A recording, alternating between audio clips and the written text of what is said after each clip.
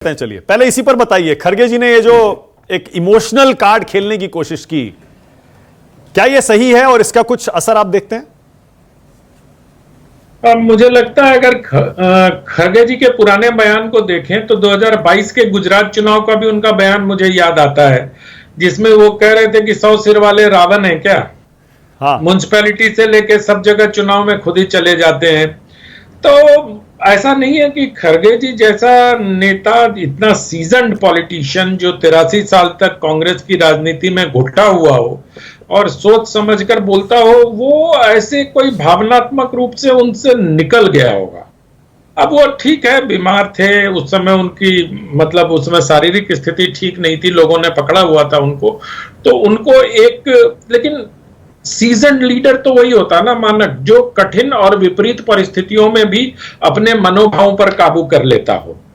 अगर आपके अंदर मन में वो था भी तो आपको उस पर काबू कर लेना चाहिए था। मुझे लगता है कि इससे कोई फायदा तो कांग्रेस को होगा नहीं, फायदा किसी को नहीं होगा, लेकिन मुझे लगता है कि बेवजह 1-2 दिनों तक चलेगा, किसी के ट्वीट आएंगे, किसी के बयान आएंगे, फिर प्रति बयान आएंगे, ये सब चलेगा। लेकिन जो एक उसके थोड़ा पहले और चला जाता हूं मैं, अभी एक तस्वीर बड़ी अच्छी दिखाई है आपने शैलजा की और वो क्या हुड्डा साहब की। हाँ।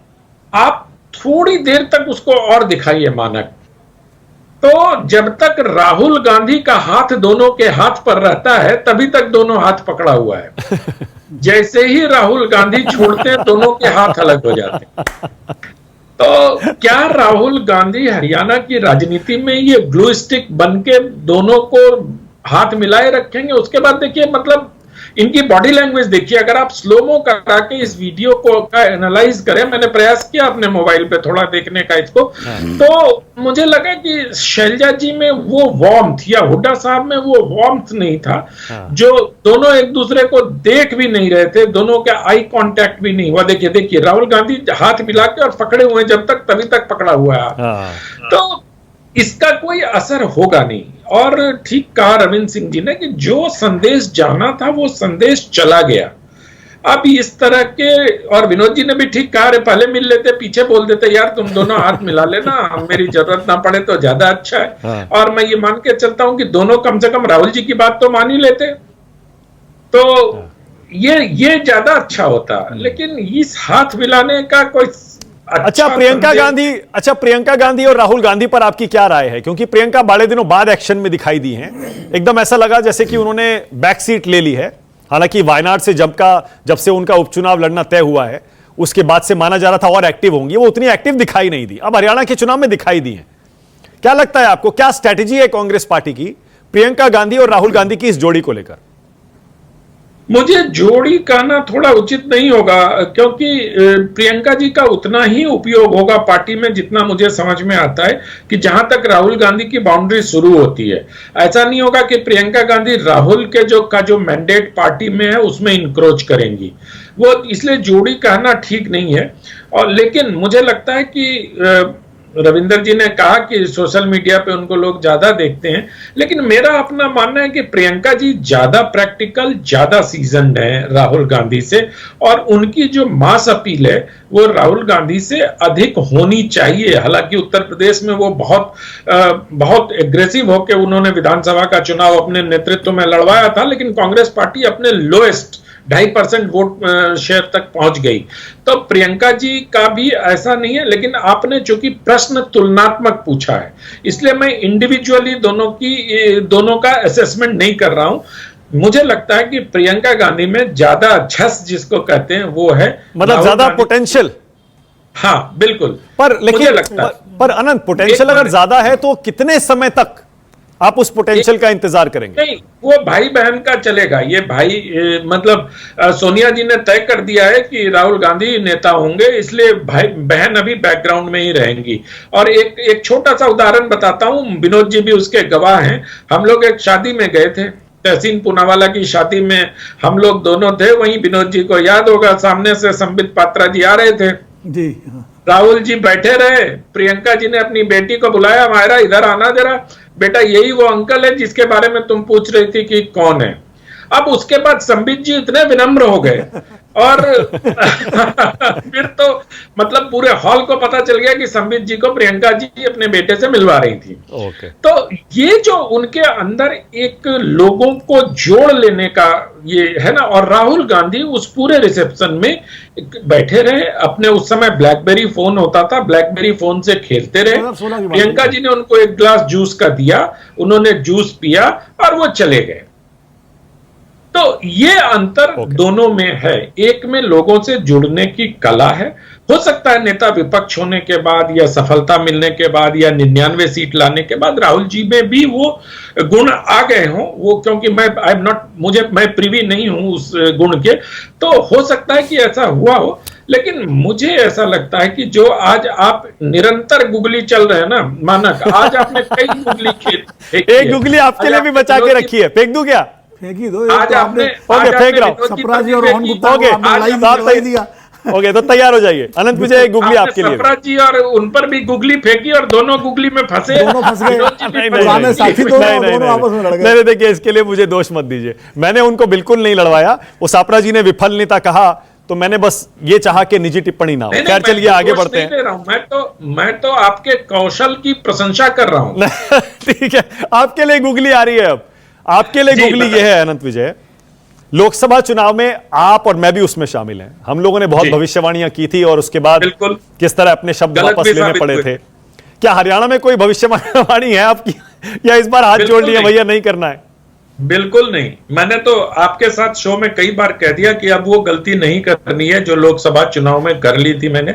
और दूसरी बात यह है मानक कि मैं हरियाणा के चुनाव में गया भी नहीं। हरियाणा जाता तो मैं कुछ आकलन कर पाने की स्थिति में होता। अभी मेरे जो भी सोर्स हैं वो सिर्फ सेकेंडरी सोर्स हैं, लोगों से बात करके, अपने संवाददाताओं से बात करके और अखबार पढ़ के अपनी राय बना रहा हूं। तो मुझे लगता है आपके गुगली को ठीक ठाक डक कर दिया मैं। बहुत बढ़िया। विनोद जी, क्या कुछ कह रहे थे? मैं असल में प्रियंका राहुल वाले मुद्दे पे एक चीज कहना चाह रहा था, जो बिल्कुल मैं आनंद जी की बात से सहमत हूं कि प्रियंका के अंदर लोगों को जोड़ने का एक करिश्मा है। राहुल जी ने उस चीज को काफी विकसित किया है पिछले अपनी भारत यात्रा के दौरान, लेकिन राहुल के अंदर मुद्दे उठाने का जबरदस्त जज्बा है। ये फर्क है। एग्रेशन जो मुद्दे उठाने का बहुत जबरदस्त वो है कि और दोनों के भाषण में वो दिखता भी है। हाँ, वो दिखता है। अब जैसे राहुल एक मुद्दे को पकड़ लेते हैं तो फिर उसको छोड़ते नहीं आसानी से। अब उन्होंने जो मुद्दे पकड़े हुए हैं वो पकड़े हुए हैं। अब प्रियंका जी के अंदर जो आनंद ने कहा कि लोगों को जोड़ने का अपना एक जज्बा है, करिश्मा, और ये शुरू से उनके। इसीलिए कांग्रेस की स्ट्रेटेजी ये है कि दोनों को साथ लेके चलो, और राहुल का अग्रेशन और प्रियंका गांधी की ये अपील लोगों को साथ लेके चलने। हम लोगों का असेसमेंट है। बाकी सप्रा जी और रोहन जी ज्यादा बेहतर जानते होंगे, क्योंकि रोहन जी भी पहले बहुत करीब रहे हैं और सप्रा जी अभी भी हैं। अच्छा विनोद जी, JNK पर, आप जम्मू कश्मीर पर आपका कोई असेसमेंट है क्या? जम्मू कश्मीर में देखिए, आज प्रचार खत्म हो रहा है। हाँ, जम्मू कश्मीर में मेरा असेसमेंट ये है, जो मुझे लगता है, बाकी वो भी लोगों से बात करके, कि कश्मीर वैली में जो एज है वो नेशनल कॉन्फ्रेंस और कांग्रेस के गठबंधन को है। हालांकि वहां छोटी पार्टियां बहुत कर रही हैं, बहुत है। हाँ, उनका है, पेनिट्रेशन बहुत है। बीजेपी 19 सीटों पर लड़ रही है। तो बीजेपी को बहुत ज्यादा वहां कश्मीर वैली में उम्मीद भी नहीं है।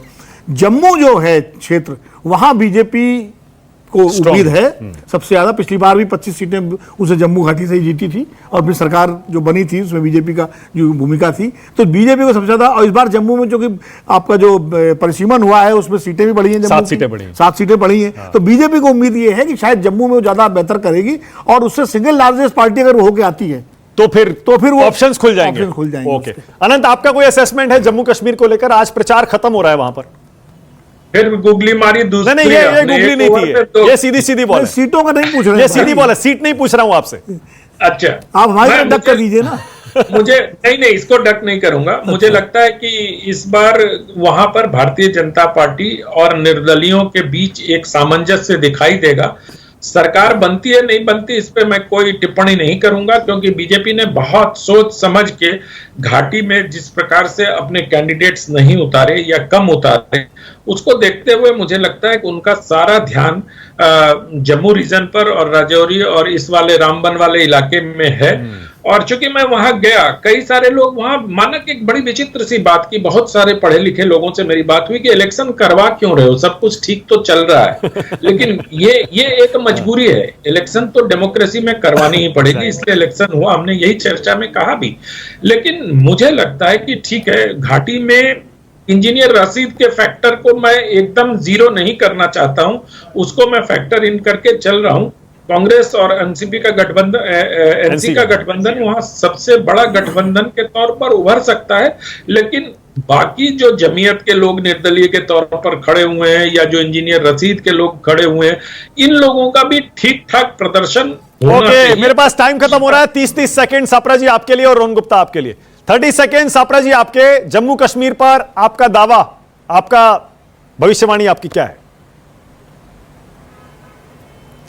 देखिए, जम्मू कश्मीर में कांग्रेस और एनसी का जो गठबंधन है उस पर जम्मू कश्मीर की जनता पूरी तरह से विश्वास करेगी, क्योंकि जो वहां भी एक दशक हो गया है भारतीय जनता पार्टी का, केंद्र सरकार का वहां पर शासन था और लोगों ने वहां पर वही चीजें देखी हैं, महंगाई, बेरोजगारी देखी है, बिजली की बहुत बड़ी समस्या है, या फिर वहां पर ठीक है, ओके रोहन गुप्ता 30 सेकंड आपके। रोहन गुप्ता, रोहन बोलिए।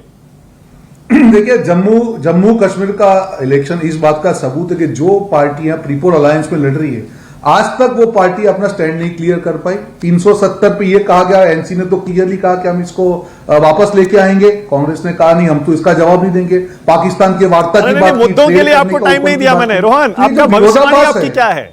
नहीं सुनिए, आपका दावा क्या है?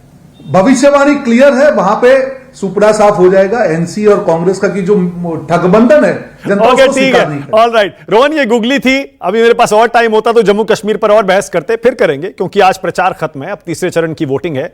अगर मान लीजिए बीजेपी, जैसे विनोद जी कह रहे हैं, या अनंत का भी है एक असेसमेंट, हो सकता है, संभावना है बीजेपी सबसे बड़ी पार्टी बन जाए, पर बहुमत से दूर रह जाए, उसके बाद क्या होगा? असली खेल जम्मू कश्मीर में तब शुरू होगा। बहुत धन्यवाद आज राष्ट्र की बात में आने के लिए। छोटा सा ब्रेक ले रहा हूं, खबरें जारी है। राष्ट्र की बात